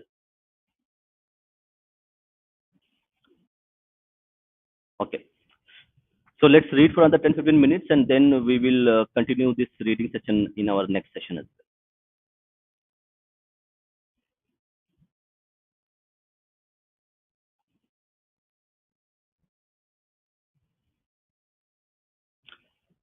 Okay, fine. Underlying Xi's intent to adopt a more proactive approach in world affairs, in this strong belief in his country's national rejuvenation, which is known as the Chinese Dream, Chinese Daily. The essence of the Chinese Dream, in President Xi's own words, is a rich and powerful country, revitalizing the nation and enhancing the well being of the people, and that it constitutes the inner meaning of upholding and developing socialism with Chinese characteristics. Ferdinand, 2016. This great rejuvenation of the Chinese nation accordingly can materialize through realizing two centennial goals. Centennial means century of goals. That is, to establish a moderate well-off society by 2021 and a rich and strong country by 2049. Xinhua, 2017. This notion of Chinese dream, however, can only be implemented through a path of socialism with Chinese characteristics, and perhaps most importantly, the leadership of Chinese Communist Party in materializing the national revival of the Chinese nation, because only the CCP can rejuvenate China. Sorensen. Along with his notion of Chinese dream, the other cornerstone of Xi's thinking in his advocacy for in his advocacy for confidences. Four confidences, China's Internet Information Center, put forth most systematically by the president in his inaugural speech at the closing meeting of the 13th National People's Congress in March 2018, she stated that China and its people should have confidence in the path, theory, system, and culture of socialism with Chinese characteristics. These were later officially referred to as four matters of confidence and are added to the party's constitution in 2017. This is how it looks like. Confidence in the path is confidence in the direction of socialism with Chinese characteristics and confidence in its future. Confidence in the theory is confidence in the scientific, true, and authentic nature of the theory of socialism with Chinese characteristics. Confidence in the system is confidence in the advanced and superior nature of the system of Chinese socialism, and confidence in culture is full affirmation of the value of China's culture and a faith in its vitality. Perhaps the most fundamentally, yeah, So, like Chinese, what does it mean by Chinese characteristics? If it can be elaborated. yeah. So this is a kind of a like a trait of. So if you see communism, okay, or socialism has actually failed across the globe. We have seen the destruction of USSR, where USSR disintegrated. Okay, so and for the US to USSR to be disbanded, and and the primary thing was, and it was blamed on socialism, as socialism is not a good system where it can succeed, and the biggest impediment of giving a positive character to socialism was the fall of USSR, because everybody would quote that if you are using socialism as a means of development of your country as an economic system, it is a failed system everywhere else. We can see Cuba, we can see Venezuela, we can see USSR now. Now, how do you sell the socialism as a kind of a policy, a system which can actually enable a country, a people to prosper and succeed? So it was rebranded as socialism with Chinese characteristics, where the Chinese culture, the Chinese civilization, perspective, and entities, Chinese. So when they mean Chinese socialism, it means adoption of China's civilizational knowledge, wisdom, merging with socialism and creating a new kind of socialism which reflects Chinese civilization. So that's why it means that okay, we are not going to wholesale adopt a foreign ideology, a foreign philosophy, because China is a civilizational state. China has more than 5,000 years of history behind it. So if China adopts the socialism, which is a kind of Western invention, Karl Marx did this. So if China adopts this wholeheartedly, it would mean abandoning its 5,000-year-old wisdom, culture, and adopting something new. So the way the Chinese government did was it adopted socialism, but it created a new narrative where socialism will be implemented as per requirement of the Chinese civilization. So it became a kind of a hybrid thing. Yes, Yeah, so by that, that means that like Marx or any communist are against the current culture or the ongoing culture. So what by Chinese characteristics means that they are not going to abandon the Chinese history or its wisdom, but they are going to implement socialism. So is it exactly, correct? exactly. And you can see the and you can also see this in two specific policies. One is the uh, creating Confucius institutes across the globe. What it does, Confucius Institute is promoting Chinese culture, promoting Chinese language, Mandarin, correct? So normally socialism or communism would actually uh, fight to destroy the native culture which is there and which has happened across the globe. So the native culture, the local customs are something which is to be looked down upon in terms of communist parlance. But when we say Chinese characteristics, it actually feels proud. The Chinese Communist Party feels proud of its 5,000-year-old civilization. So it is putting a lot of resources, money, time, and effort in promoting Chinese culture. And that is done through Confucius Institutes. That is done through funding people to learn Mandarin. When you learn Mandarin, you also learn Chinese culture, Chinese philosophy, Chinese literature. Correct. Right. So that is when that is we is provided as a communism with Chinese characteristics, where it accepts and feels proud of its own culture and civilization. Perhaps the most fundamentally, Beijing's growing self-confidence has emboldened China to act more assertively in its foreign policy making. Johnston, 2013. One prominent example of this growing sense of assertiveness is President Xi's call for a new model of major country relationships during his talk with the US President Barack Obama in Beijing.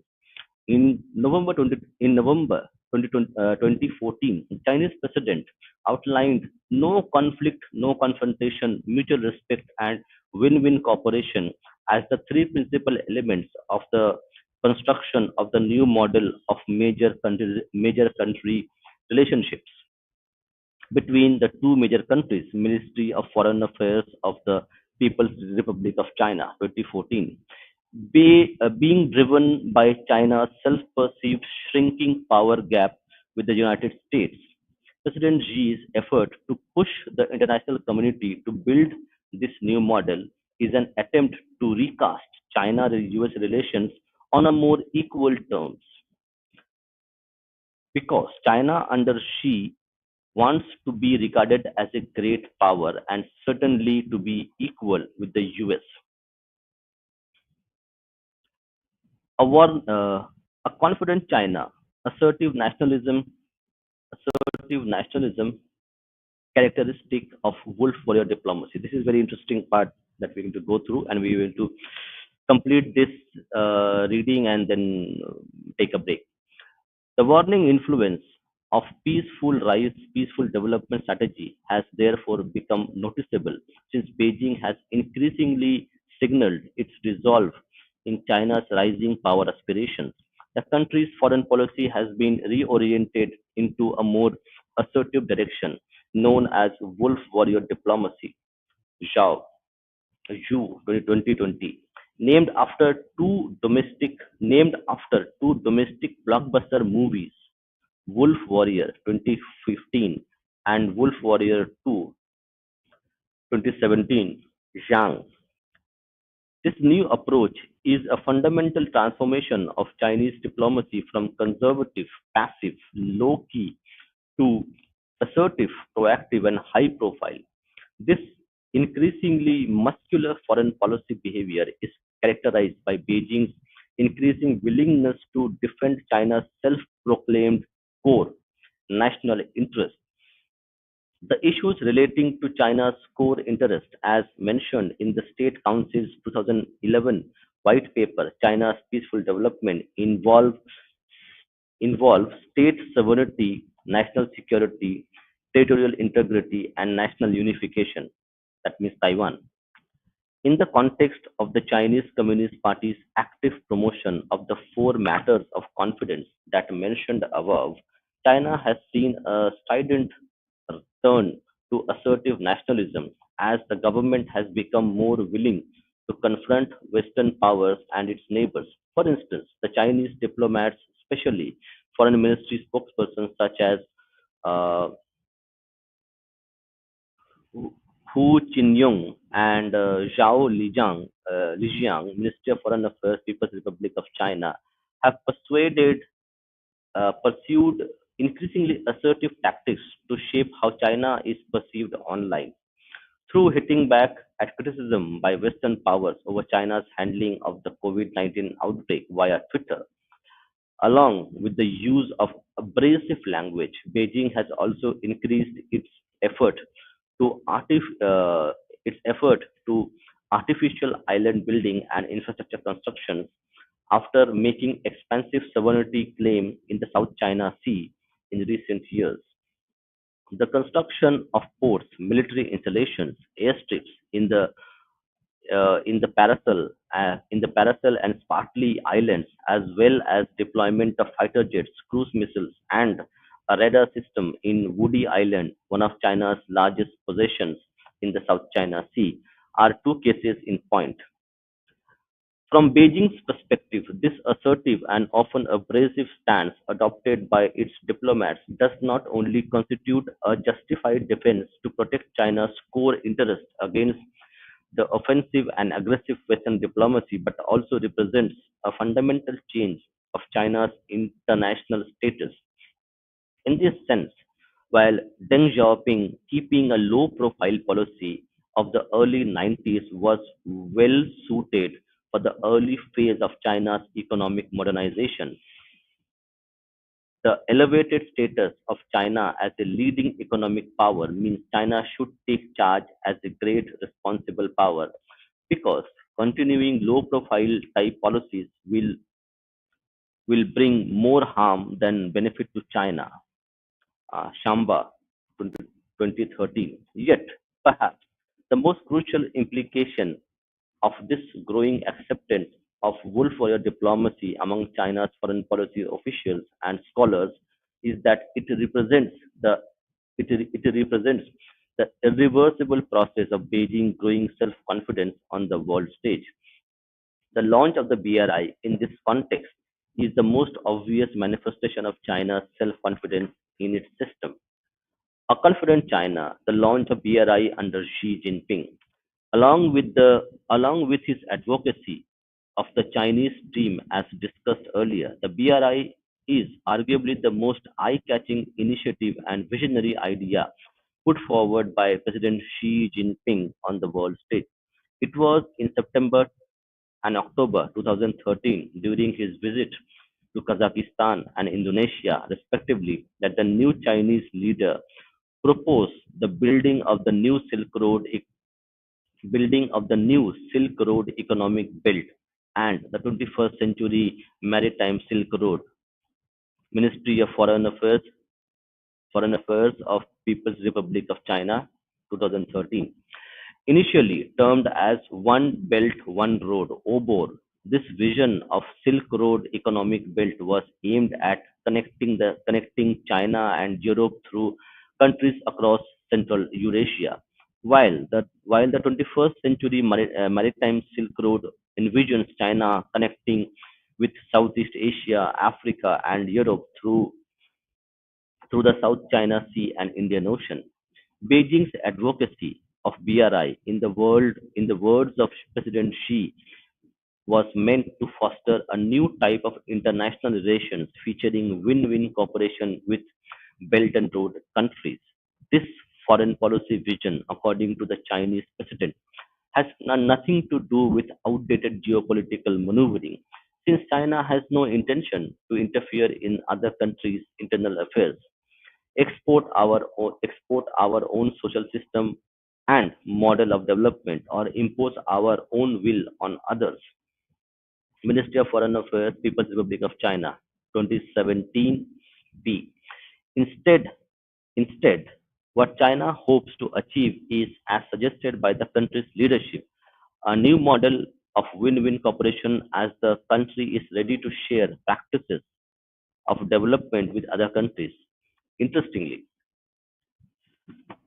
Ministry of Foreign Affairs, People's Republic of China, 2017b. Yet, it is important to note that this changing development strategy of China, with its focus on connectivity and infrastructure construction across Eurasia and Oceania, is logically connected with President Xi's notion of the Chinese Stream and his emphasis on the great rejuvenation of Chinese nation, as mentioned above.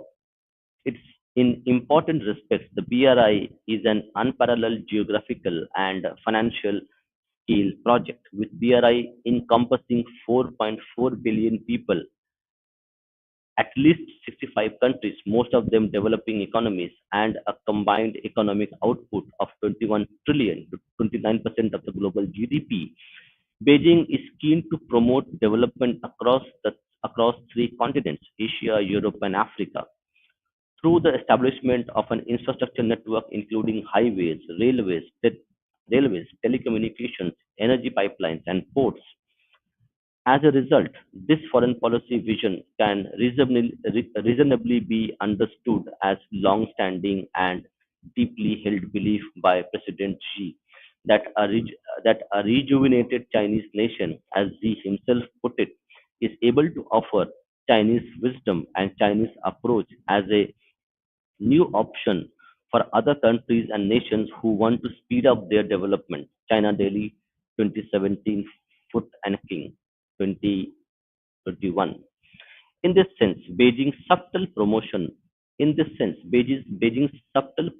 of its own brand of state capitalism is entirely unanticipated because, as suggested by Ian Taylor, 2011, it has long been one of China's major foreign policy goals by portraying itself as an advocate for the developing world and emphasizing the rhetoric of South cooperation, the global South.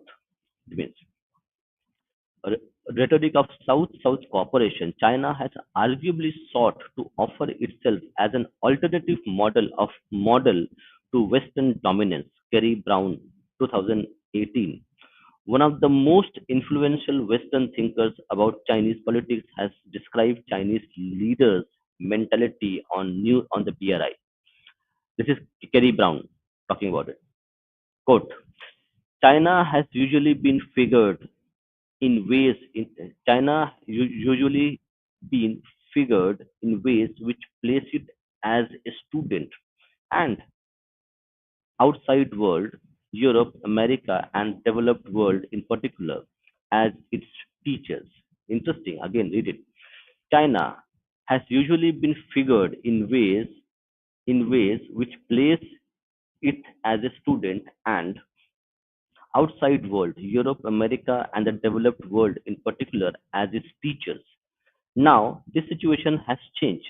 No other country has lifted so many from poverty and built so much hard infrastructure in such a short period of time. It is now, therefore, the era of China, the teacher, not the student. The Belt and Road Initiative is one way that is that this is unfolding. The rise of China as the biggest player in the history of the world, argued Graham Allison in his 2017 book Destined for War. Can America and China escape uh, Thucydides' trap? Has heralded a new balance of power known as geoeconomics, the use of economic instruments from the trade investment policy to sanctions, from trade investment policy to sanctions, cyber attacks, and foreign aid to achieve geopolitical goals. Allison, 2017. The conduction of Chinese foreign policy through economics, however, has raised the eyebrows and concerns in the United States. An increasingly vigilant America, the gradual emergence of the Indo-Pacific strategy under Donald Trump. Okay, we will read this in our next stream. This is already now. Okay, so now we will read this one in our next stream. Yeah, Milton, you want to say something? if there is time for questions, then I would like to ask. Yeah, yeah. Go ahead. You can ask question. No problem. Yeah. So, in the last few paragraph, it is mentioned about like China asserting itself. Does like from the news that I've heard in the recent years, it seems that China, by asserting China, means to expand this territory in contrast to the USA, which believes in exporting its culture or its way of system or democracy. That's a very interesting question. So, in modern context, you cannot, like, see, in modern ways, because of UN and the global order. Yeah, hold on. So, in modern context, grabbing a territory is actually insignificant. Okay. Because uh, example would let's take an example of the Hambantota port in Sri Lanka. Correct. China has not sent its military. China has not actually went ahead and grabbed a portion of the land of Sri Lanka by a military force. What it did, it gave loans via BRI projects to Sri Lanka. Sri Lanka took those loans, and they were not able to pay those loans, and Sri Lanka handed over this specific port, Hamilton port, to the Chinese for a 99-year lease. Now, China actually now in possession of of a Sri Lankan port, a physical infrastructure. It is running that port. It it by all means owns the port, operates the port. So this is how it will happen in the 21st century. We are not going to, yeah, we will see Russia has invaded Ukraine, and it recaptured territory it considered its own. But that is an exception. The thing which will happen is that we will see that what will happen is that we will see a kind of economic warfare going on, where you will control the economic, the policy, the politics of that region, rather than going there physically being ruling that landmass. Yeah. Yeah. Another question. I think the in the previous reading or the next reading, will there be any Hmm. mention of Chinese social structure? Like, like I think even if we see from Chinese stand of view, they don't have a like a rigid uh, uh what do you say, like rigid ideas that they want to export, like, and to export that one needs to be like a Chinese looking person, like if I go to China and and I read their history and I become well versed in their history and culture, I won't still be accepted in the Chinese social structure. So are we going to see like mentions of Chinese social structure in the next reading, or was it mentioned in the previous ones? No, because the books we are reading, the papers we are reading are generally policy papers and narratives, uh, a kind of overall narrative set by the Chinese state towards its strategic goals and towards the outer countries and uh, powers outside China. So we may see, but I'm not sure that it will be there. Okay, so by that, then it means that China is right now, even though it's aggressive, is trying to take America's place as like the country that has reserve currency and the country that controls trade and all, like that kind of superpower. Not Exactly, like, exactly. yeah, not like the So American way of so exporting physically, democracy. yes. So physically, no. See, democracy. China is subtly through its media platforms like TikTok and other things. It is actually subtly promoting authoritarian leadership, authoritarian type of government as an ideal government that can, which will lead to economic development as an alternate. That China is showing that okay, even we are a dictatorship, we have uplifted millions of people from poverty. Our population is prosperous. We have billionaires in our society. Okay, we have great education institutes. We have culture. So China is promoting its own brand of government, an authoritarian government, as a kind of an alternate to democracy in a subtle manner by promoting its achievements in terms of social development, in terms of economic development, in terms of military development.